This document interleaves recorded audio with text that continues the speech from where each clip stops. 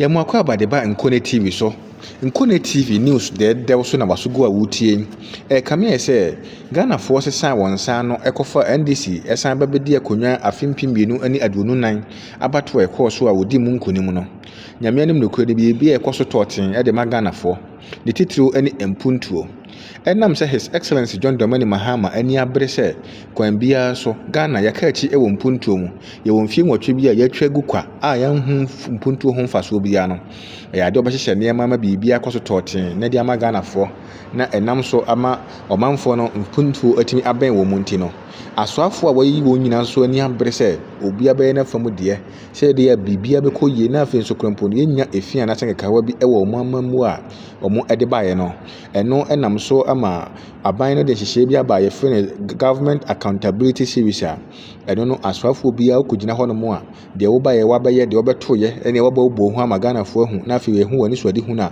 wode ba na afei nkontabuo bi so ɛsɛ fata biara no wobu de ma adehyeɛ no a ɛwɔ ɔman no mu na sɛ temamufoɔ nso te nneɛma ase. Na ɛno ana ɛyɛ Defence Ministry so wokɔpie mu hɔ nom a Minister of Defence ɛyɛ yɛwura ɔmane boama ɛde bɛto dwa sɛ kwan biara so ɔno nso nafa mu deɛ a wɔsɛ ɔsɛ fata sɛ wɔyɛ biara no ɔbɛkɔ so ayɛ de aboa ma ɔman no anya mpuntuo pa ne daakye bi no ɔno nso de ne nsa si ne bo sɛ ɔbaa Defence Ministry no wɔamɛdi Ghana aborɔ. Ne nyinaa ne sɛ wohwɛ ɛkwan a ɛfiri Awaa so ɛkɔsi Takoradi a ɛyɛ 180 kilometers na ɔsɛ saa kwan no ɛyɛ ade a ɛmi ɛyɛ Ghana Armed Forces no ɔmo ɛbɛyɛ partnership bi na ɔmo ne Jihok ɔmo atumi aka bom no ɔmo atumi asiesie saa kwan tempɔn no a ɛfiri Awaa so ɛkɔ kɔpiem ɛwɔ Takoradi. Wɔsɛ saa kwan no ɔhwɛ ɛyɛ bauxite ɛna yɛde fa so nti no ɛyɛ ade a kwan no bɛhia sɛ militaryfoɔ ɛna bɛyɛ so adwuma sɛ de bɛyɛ a ɔmo bɛtumi ayɛ ne yie na atumi akyɛ ɛde ama ɔmanfoɔ a ɛwɔ ɛyɛ Western region na biribiara atumi akɔ so tɔɔten.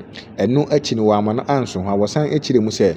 kwan biara so saa 6 lane na His Excellency John Dramani Mahama Ghana man panyini de kɔto dwa wɔ Asantema mu sɛ ɔbaa bɛyɛ saa kwantempɔn no so amana to mu pron de ama amanfoɔ na afei de nkwanhyia bebrebe ɛkɔ so wɔ nkran Kumasi kwantempɔn no so no ɛso atumi atea biribi abɛtumi akɔ nkan no ɛno nso so asraafoɔ na bɛtumi akɔyɛ saa kwan na ɛno nso partnership no bɛtumi akɔ so saa na biribi atumi akɔ so tɔɔten. Wɔsɛ Ghana man panyini da yɛ so 24-hour economy no woyi asraafoɔ firi mu a ɛnyɛ yie na sɛ asraafoɔ gu kwan so no mo yɛ saa kwantempɔn na wɔgye di sɛ ɔgye di yie paa sɛ ɛbɛtumi aboa ama biribi akɔ so kama na afei nso matumi ayɛ ne yie. Na ɔsɛ deɛ yɛ ne gye sɛ wɔ mu kra no sɛ woba bibi mam ha no mu a ɔman bi a ɛfɛ no Egypt ɔmo ana hyɛ aseɛ sɛ ɔmo tu saa namɔ no na wokɔpie mu ɛwɔ Egypt a akwantempɔn akɛseɛ ɛwɔ mpɔtam hɔ nyinaa no ɛyɛ ade a ɛyɛ asogyafoɔ ɛna yɛɛyɛ. Saa nso na ɔmo agyapadeɛ akɛseɛ bi ɛwɔ hɔ adan akɛseɛ biara no ɛwɔ wɔ Egypt no ɛyɛ asraafoɔ yi ana yɛɛyɛ. Enti Ghanafoɔ nso bɛtumi asua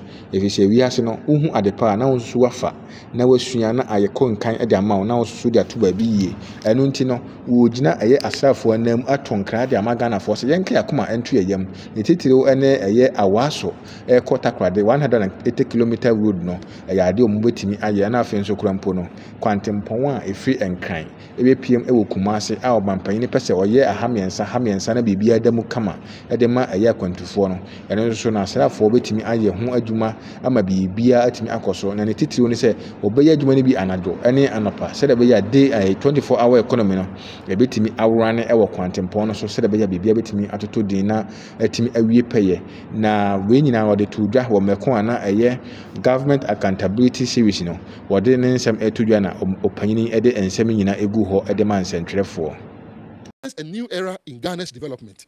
positioning the armed forces as key drivers of industrial and economic transformation. Originally envisioned by the late President John Evans Atta Mills of blessed memory and being revitalized under President John Dramani Mahama, DHOC now operates with an expanded mandate under the Reset Ghana agenda. I have inaugurated a new innovative, enterprising and action-oriented governing board chaired by my capable deputy, Ernest Bojajenfi. I have tasked them to transform talk and plenty prose into action and verifiable outcomes in order to place the Ghana Armed Forces on the path of sustainable financing. Ladies and gentlemen, let me be clear. DHOC is laying the foundation for a resilient, industrialized Ghana that can feed itself, empower its people, and thrive in a competitive global landscape. Egypt has successfully done it in North Africa. So can Ghana do it in West Africa. Even before DHOC unleashes its fullest potential, The Ghana Armed Forces is presently partnering with the Ghana Bauxite Company in a 180-kilometer road works on the main Awaso-Takoradi corridor, which serves as the primary road for transporting Ghana's bauxite to the Takoradi port, a port protected by the Ghana Armed Forces.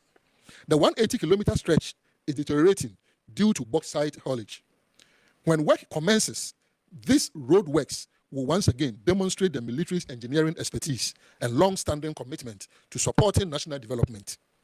In the coming weeks, details of this partnership will be announced, along with a groundbreaking ceremony marking the commencement of work. If I may add, the Ghana Armed Forces, through the Defense Industries Holding Company, will form strategic partnerships to ensure the accelerated execution of the 6-lane Accra-Kumasi Expressway announced by President Mahama in the Ashanti region last week. Who else can Ghanaians trust to execute road construction day and night within a 24-hour economy, if not the Ghana Armed Forces? Yɛgya so gyina ahobanbɔ mu nsɛm a yɛwura ɔmane boama ɔno ana defense minister ɔsan ɛtoa so kan ne nsɛm sɛ nyame no nokɔ ni nneɛma bi akɔ so ɛwɔ ɛyɛ Ghana Armed Forces hɔ no mu antimi antwa yie koraa wɔsɛ sɛ wokɔ ɛyɛ asrafoɔ no nhyehyɛeɛ mu a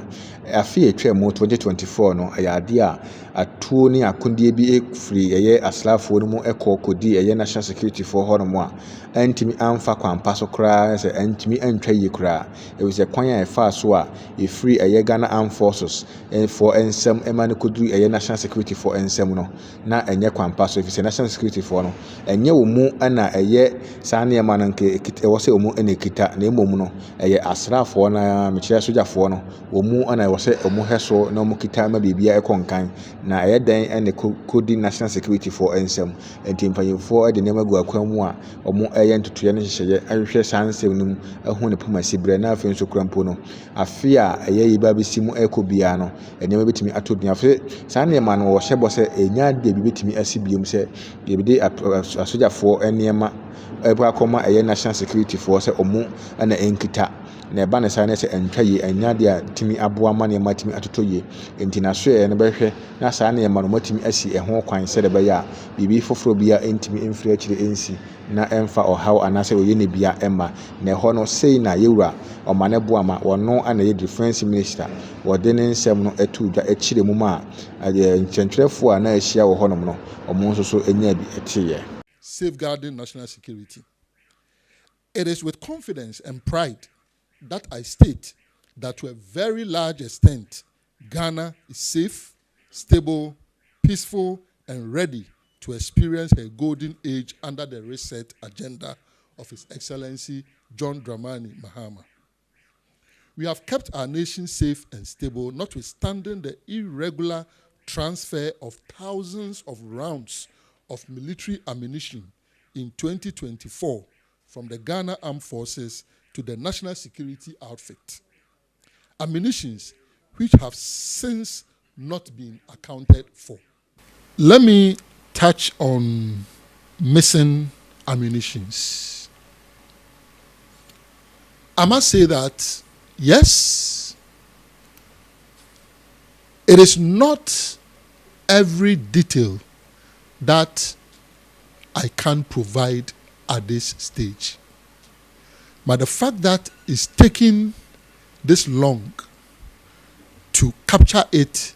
in this minute detail should tell you there must be a reason. If you go back to the President's State of the Nation address,